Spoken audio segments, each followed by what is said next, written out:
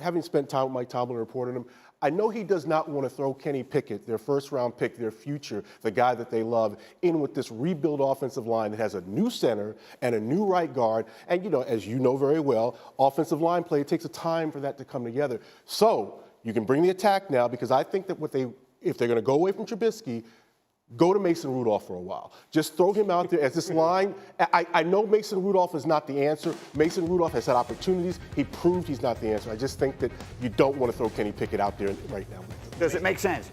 It doesn't. I mean, listen, I remember once upon a time, right, in the AFC North where, we knocked out a guy named Tommy Maddox, and then a guy named Ben Roethlisberger came in, and quickly we went to the sideline as the Ravens organization and said, hey, how's Tommy? Can you get him back in? Because this kid you just put in there is killing us. And you talk about Kenny Pickett, he's 24 years old. He's played a lot of college football. I mean, I think that, if you put him out there, you see where he is, right? You have to evaluate, because Mason Rudolph isn't the present, and he damn sure ain't the future. The future is Kenny Pickett, and he should be able to protect himself well enough, because I think you're going to lose those receivers after a while. They have three of the best receivers, and Fairmouth is a good tight end, and you can't see how good they are because of the inability of Mitch Trubisky to play the quarterback position. So before we move on to the next quarterback, first, Mitch Trubisky has to get benched. Do you think, having watched him in Chicago, Nico is a Joliet, Illinois guy, Bears guy, and so you watched all the struggles he had in Chicago, and now you watch the first two games here.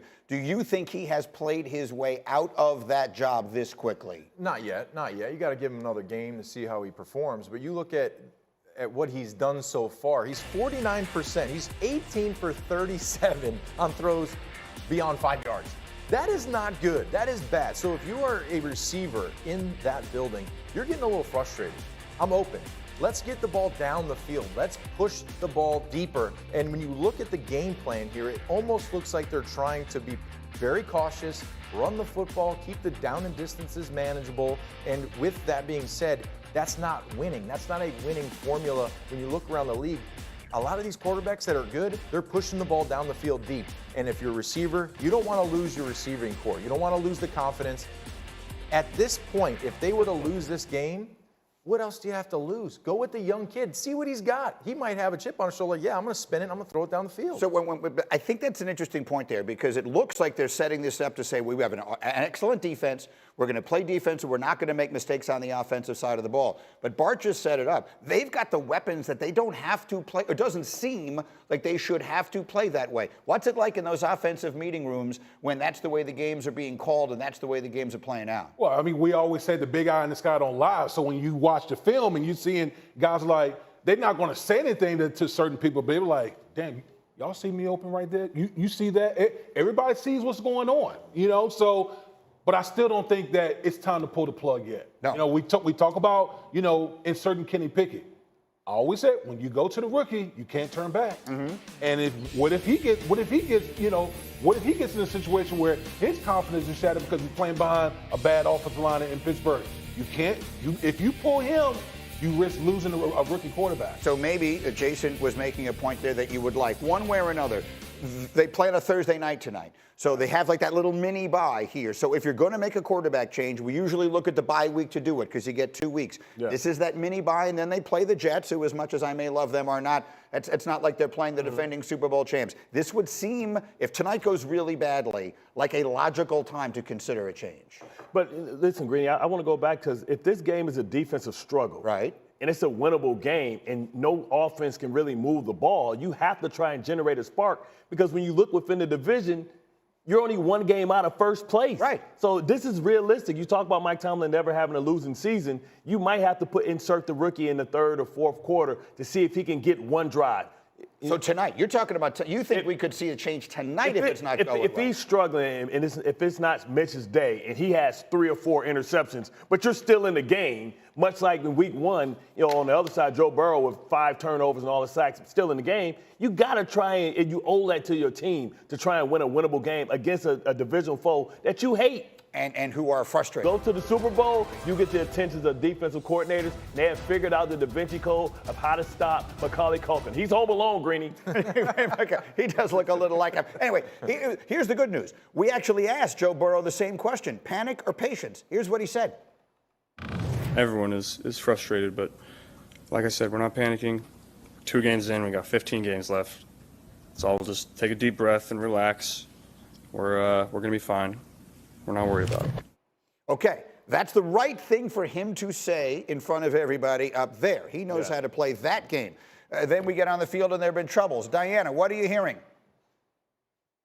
Yeah, so I got this game on Sunday at MetLife Stadium, actually, right? So you got this 0-2 Bengals team, which we see the quarterback getting hit at record numbers. If this continues, he's going to get sacked over 100 times by the end of the season. So they're going to make some changes. They got to add to the run game. That's where you're really going to start to see a little bit of a difference.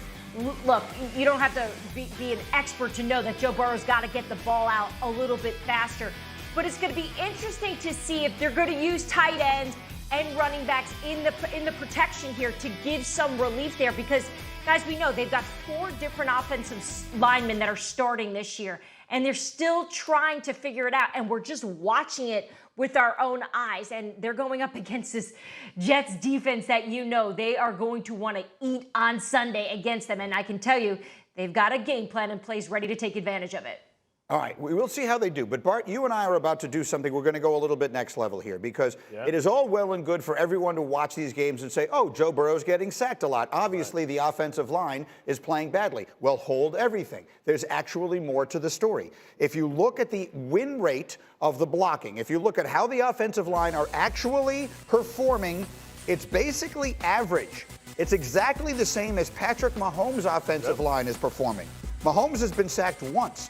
Burrow has been sacked 13 times. Bart, some of this is on the quarterback himself. A lot of this is on the quarterback. I mean, I think he's trying to go to the well too often. He's trying to get the big play. He's featuring Jamar Chase too much, right? We saw in that graphic that Jamar Chase has 25 targets and everybody else has 63. You have to understand, when you go to the Super Bowl, they watch the film about how you got defended in the Super Bowl, especially when you lose. They're playing cover 2. So, Diana, you're spot on when you talk about it has to be Hayden Hurst and it has to be Mixon. That's where the offense has to go, because they're stopping you with a 7-man box. And now they're getting hands at the line of scrimmage, and you have 7 people in coverage. So if you keep the tight end in, if you keep the running back in, that's 3 people in a route with 7 people, defending the pass. That's going to make you hold on to the ball, and eventually the protection's always going to break down. So they have to run the ball in the light box. They have to be patient, the same way that Patrick Mahomes had to be patient last year when teams were doing it. And what did he do? It was quick screens. It was featuring the back in option routes, and also the tight end up the middle of the field. That's how you defeat cover 2. That's what they're going to have to do if they want to have some success. Can he be patient? I don't know. And the point, D. Wood, is sometimes we look at sacks and immediately say that's an offensive line statistic, but it's really not necessarily true. Frequently, it's a quarterback statistic as well. Is that the case from what you're looking at?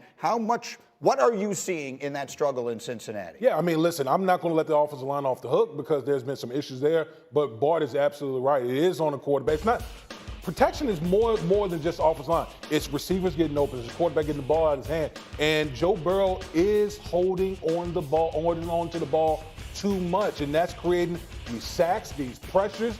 And guess what? Joe Burrow can sit up there in the press conference and say, oh, we're fine, everything will be. You fall to 0-3. There's been only one team in the last 20 years to make the postseason after going 0-3. You better have some fire coming into MetLife. Defensively, when we would go against a team and the quarterback was watching the rush, we knew we had him. And we knew we had when the quarterback starts to look at the rush and isn't evaluating the field, that's when there's problems. So if you look at some of these plays, he's looking down the field, then he's looking at the rush in front of him and trying to find a spot to jump around, then looking down the field. That's too long. It takes too much time. And you also have to understand, Joe Burrow started his career with an ACL tear being hit in the pocket. Yeah. Then he comes back, they have a great season, and then now he's getting hit again too much. So you look at the amount of hits that he's taken, you start to become a little shell-shocked, and you speed up your timing with, I need to get the ball out, Well, and then you start forcing balls where they shouldn't be, and you start pushing it to one player because you're more confident in that guy, and I think that's what we're seeing right now. They have to win this game. They have to, especially in the AFC. If they go 0-3, yeah, that's a big problem. You add to all of those all the time he missed in training camp with the appendix. It's a tough start for Cincinnati.